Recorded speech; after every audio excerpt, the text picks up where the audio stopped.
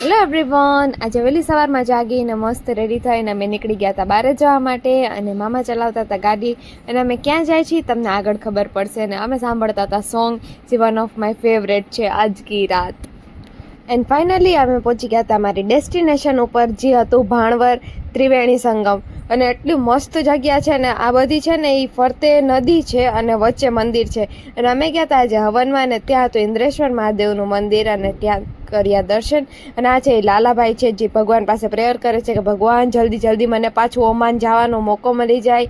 અને just a second, just look at the view guys, કેવો મસ્ત વ્યૂ હતો મંદિરમાંથી. એક સાઈડ મંદિર, એક સાઈડ નદી અને સામે ઘુમલીનો પર્વત.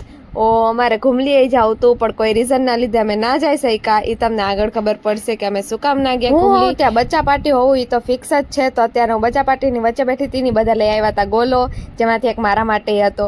અને અહીંયા થઈ ગઈ હતી હવનની વિધિ સ્ટાર્ટ અને બધા બેઠા છે હવનમાં. અને અમે અહીંયા અલગ જ અમારી ટોળકી બનાવીને બેઠા છીએ કે ગોસિપ કરવા માટે. અહીંયા હવનની વચ્ચે તો ના બેસાય ને, એટલે અમે અહીંયા બેસી ગયા હતા થોડાક દૂર.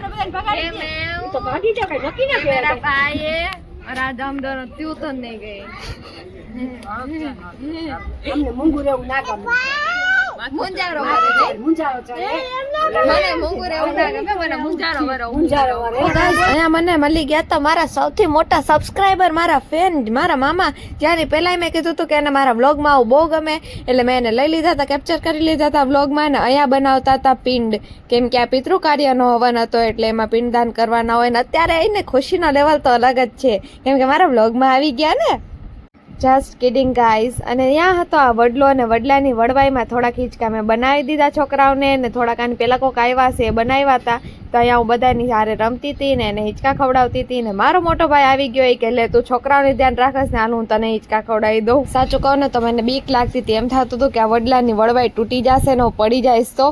એક તો પાછું શૂટિંગ ચાલુ છે અને અહીંયા આમ જાય ને ક્યાંક બારે તો એમ કે ને મને તારે શૂટિંગ હાલે છે કે તું વિડીયો બનાવસ, ત્યારે તમે મને કહો ને ગમે એ તો મને એવું ગમે ને બનાવો. એટલી મનમાં ખુશીનો લેવલ મારે ક્યાંક અતુલનીય થઈ જાય. રિટર્નમાં અમે ગયા હતા ભૂતવડ દાદાએ દર્શન કરવા માટે અને ત્યાંથી મારા સબસ્ક્રાઈબરને બાય બાય કરી દીધું અને કહી દીધું કે પાછા હવે વ્લોગમાં લઈ લઈશ. અને આ જો આ નાનકડો મારો સબસ્ક્રાઈબર જ છે. અને આ એક સૌથી નાનો છોકરો જે નાના છોકરાઓની ચોકલેટ લઈને ભાગતો હતો. ને ઘરે આવીને સીધો ચેન્જ કરીને અમે નીકળી ગયા હતા શૂટમાં જવા માટે. આ રીઝન છે કે અમે ઘુમલી ના ગયા. મેં આની પહેલાં કીધું હતું ને કે ઘુમલી જાઉં તું ના જઈ શક્યા. એ આના માટે કે ઘરે આવી અને પછી સીધી રેડી થઈ અને હું નીકળી ગઈ હતી શૂટમાં જવા માટે. અમે કઈ રીતે અમારી ગાડીની પેટ પૂજા, કેમ કે પહેલે પેટ પૂજા ફિર કામ દૂજા, પછી ગાડી હોય કે માણસ. અને અમે પહોંચી ગયા હતા અમારા શૂટ લોકેશન ઉપર, જે આમ કેટલે દૂરથી જ જોઈને તોય દેખાઈ જાય કેવું મસ્ત છે. અને ત્યાં પણ મને મળ્યા હતા મારા સબસ્ક્રાઈબર. અને જ્યારે તમે કોઈ મને આવીને એમ કહો ને કે દીદી વન ફોટો, ત્યારે તમને જેટલી ખુશી હોય ને એનાથી 3 ગણી મને વધારે ખુશી હોય. કેમ કે મને એવું થાય કે મેં કાંઈક એવું કર્યું જે લોકોને ગમે છે, લોકો મારાથી ખુશ છે. And thank you so much everyone for supporting me. અને સવારના 6 વાગ્યા ત્યારે મારે પેકઅપ થઈ ગયું હતું. હું કાલે સવારે 6 વાગે જઈ ગઈ હતી ને આજે સવારના 6 વાગ્યા. 24 કલાકથી હું આમ જ છું. આજનો દિવસ એટલો હેક્ટિક ડે રહ્યો છે ને, પણ મજા એટલી આવી ને આમ ખુશી એટલી થઈ. અને ઘરે પહોંચ્યા ત્યારે 6:45 થઈ ગયા હતા. તો આજનો મારો વિડીયો જો ગાઈસ તમને મારા વિડીયોઝ જોવા ગમતા હોય તો like, share and subscribe to my channel.